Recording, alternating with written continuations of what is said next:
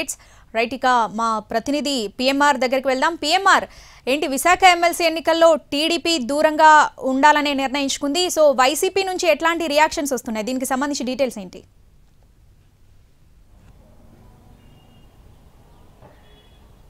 దీనికి సంబంధించి అయితే శ్రావణి, వైసీపీ నుంచి ప్రత్యేకంగా రియాక్షన్స్ అనేది ప్రత్యేకంగా ఉండే అవకాశాలు లేవు. ఎందుకంటే పోటీ చేయాలని చెప్పి భావించింది. ఆ పార్టీకి సంఖ్యాబలం కూడా చాలా ఎక్కువగానే ఉంది. సో ఈ నేపథ్యంలో తెలుగుదేశం పార్టీ పోటీ చేయకుండా ఉంటే బాగుంటుందన్న సూచనలు కూడా వైసీపీ వైపు నుంచి వచ్చిన నేపథ్యంలో ఇప్పుడు దీని గురించి ప్రత్యేకంగా మాట్లాడే వ్యవహారం కావచ్చు, చర్చించే వ్యవహారం కావచ్చు, వైసీపీ వైపు నుంచి ఉండే అవకాశాలు చాలా తక్కువగానే కనిపిస్తున్నాయి.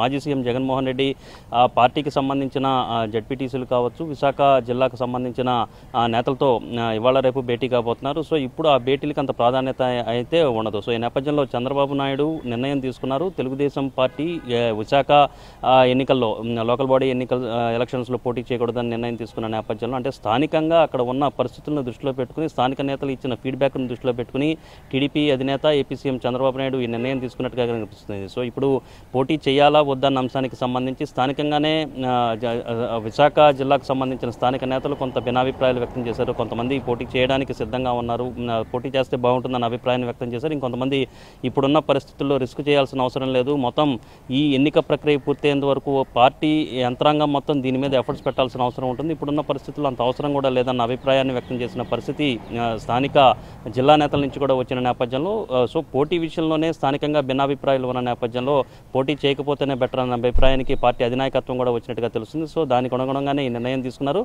సో ఈ క్రమంలో సీఎం తీసుకున్న నిర్ణయం, టీడీపీ అధినేతగా తీసుకున్న ఈ నిర్ణయం పట్ల వైసీపీ వైపు నుంచి, ప్రతిపక్ష వైసీపీ వైపు నుంచి పెద్దగా రియాక్షన్స్ అనేది ఉండదు. సో ముందు నుంచి కూడా వైసీపీ తమకు బలంగా ఉందని చెప్పుకోవడంతో పాటుగానే ముందు జాగ్రత్త చర్యగా ఆ పార్టీకి సంబంధించిన స్థానిక ప్రజాప్రతినిధులు ఎవరైతే ఉన్నారో వాళ్ళందరినీ కూడా క్యాంపులకు తరలించి కొంత జాగ్రత్త పడే ప్రయత్నం చేస్తున్న పరిస్థితి కనిపిస్తుంది. సో ఇప్పుడు ఆ ఫియర్ ఫ్యాక్టర్ అనేది వైసీపీకి కూడా తొలగిపోయిన నేపథ్యంలో, బొత్స ఎన్నిక ఇక లాంఛనంగానే కనిపిస్తున్న నేపథ్యంలో ఇప్పుడు జగన్మోహన్ రెడ్డి పెట్టుకునే సమావేశాలు కావచ్చు, ఇవన్నీ కావచ్చు, దానికి పెద్దగా ప్రాధాన్యత ఉండదని చెప్పి చెప్పొచ్చు Shravani. Right PMR, thanks for the updates.